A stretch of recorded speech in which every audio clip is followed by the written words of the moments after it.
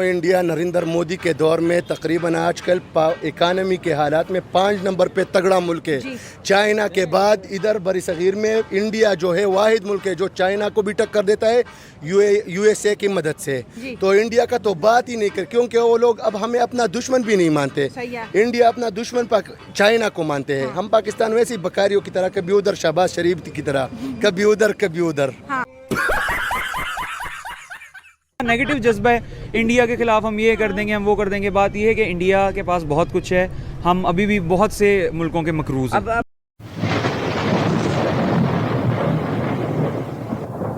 Sir आपको क्या लगता है कि अगर हम सार्क कंट्रीज की बात करें तो भारत क्या निकल जाएगा सार्क कंट्रीज में से, कि ऑलरेडी वो मेंबर है उसका?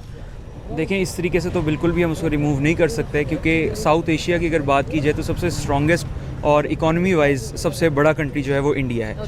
अगर हम पर्सनल बीफ या पर्सनल क्लैश के ऊपर इस चीज़ को हम करें कि इंडिया को हम सार्क के अंदर नहीं रखेंगे तो ये बिल्कुल बेसलेस है। इसके ऊपर तो बहस बनती ही नहीं है कि हम इंडिया को आप रिमूव किसी तरीके कर ही नहीं सकते। वो सुपर पावर बनने वाली है ऑलमोस्ट, आप समझ लें आने वाले कुछ टाइम में इंडिया आपको सुपर पावर नज़र आएगी और आप बिला वजह का ये समझें कि आप एक नई कंट्रोवर्सी लेके आ रहे हैं वर्ल्ड अफेयर्स में कि हम इंडिया को सार्क में नहीं रखेंगे। ये मेरे हिसाब से आप कह रहे हैं कि एक कंट्रोवर्सी जानबूझ के डेवलप की जा रही है, जबकि देखा जाए तो भारत अपकमिंग सुपर पावर नजर आता है। बट इस सुपर पावर के पीछे ना सिर्फ कह लें कि साउथ ईस्ट एशियन कंट्रीज नजर आती हैं, इसमें हमें वेस्टर्न भी नजर आती हैं, लाइक अमेरिका की भी आंख है कि इंडिया कभी भी कह लें कि इतना पावरफुल या स्ट्रॉन्ग ना बन पाए।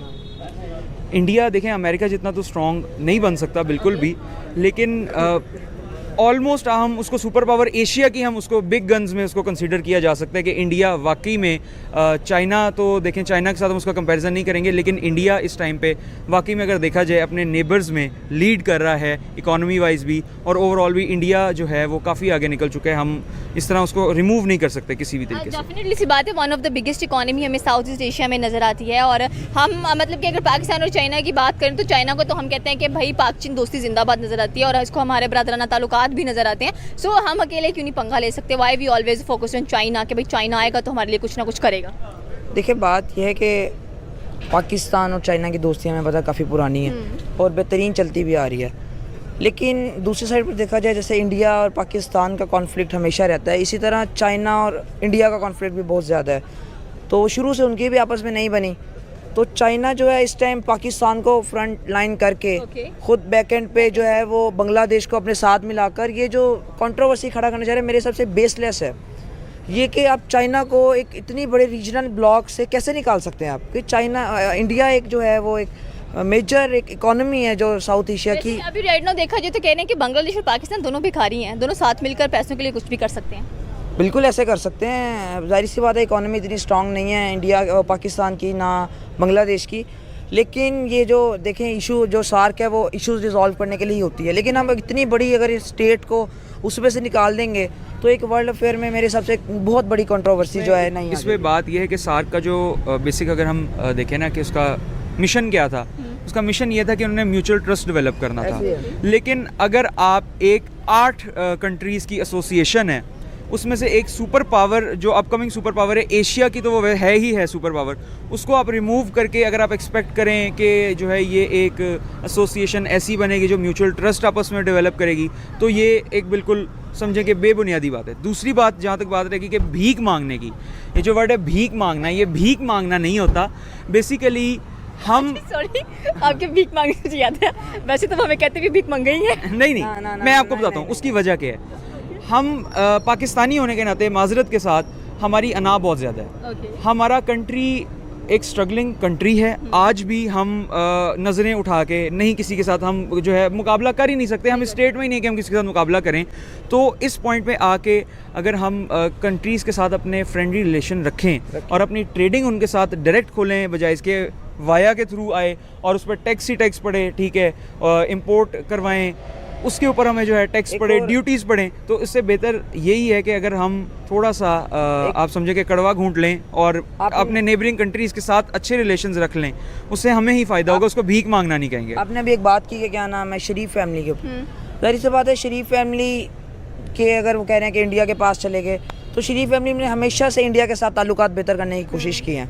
पहले भी शरीफ फैमिली ने उनके साथ ट्रेड शुरू की, लेकिन मोदी का जो यार है गद्दार है के नारे नवाज शरीफ के लिए इस्तेमाल किए गए, तो इस वजह से जाहिर सी बात है वो भी मजबूर हो जाते हैं।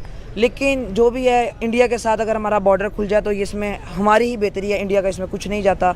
बल्कि ये जो चीज़ है ये चाइना नहीं होने दे रहा, क्योंकि चाइना जाहिर सी बात है बिगेस्ट एनिमी है इंडिया का।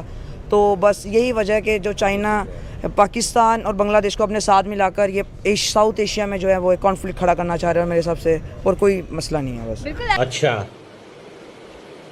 ठीक है। तो दोस्तों ये थे पाकिस्तानी पब्लिक के रिएक्शन, और ये पाकिस्तानी बंदे तो कहते हैं कि इंडिया और पाकिस्तान को अच्छे रिलेशन रखने चाहिए और ट्रेड भी करना चाहिए ताकि दोनों की इकोनॉमी को फायदा हो। लेकिन दोस्तों ये सब बिल्कुल नहीं होने वाला, क्योंकि पाकिस्तान आर्मी और पाकिस्तानी पॉलिटिशियन का पूरा धंधा इंडिया के नाम पे चलता है।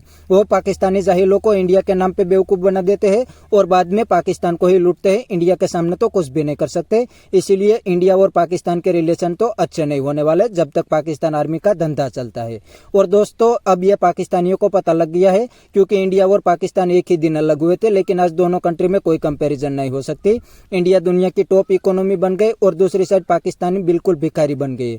पाकिस्तानी पब्लिक को आटे की लाइन में लगना पड़ता है और पाकिस्तान के प्राइम मिनिस्टर तो पूरी दुनिया में कटोरा लेके ही घूमते हैं। इसीलिए ये पाकिस्तानी की अकल ठिकाने आने लगी है और अब कहने लगे हैं कि इंडिया के साथ अच्छे रिलेशन रख के ट्रेड भी करना चाहिए, क्योंकि दोस्तों पाकिस्तान में महंगाई भी आसमान पे है, क्योंकि पाकिस्तान इंडिया के साथ ट्रेड नहीं करता इसलिए। तो बस दोस्तों आज के वीडियो में इतना ही। ये थे पाकिस्तानी पब्लिक के रिएक्शन। अगर आपको ये वीडियो पसंद आई है तो वीडियो को लाइक शेयर कर दीजिए और चैनल को सब्सक्राइब करना मत भूलिए। थैंक यू, मिलते हैं नेक्स्ट वीडियो में।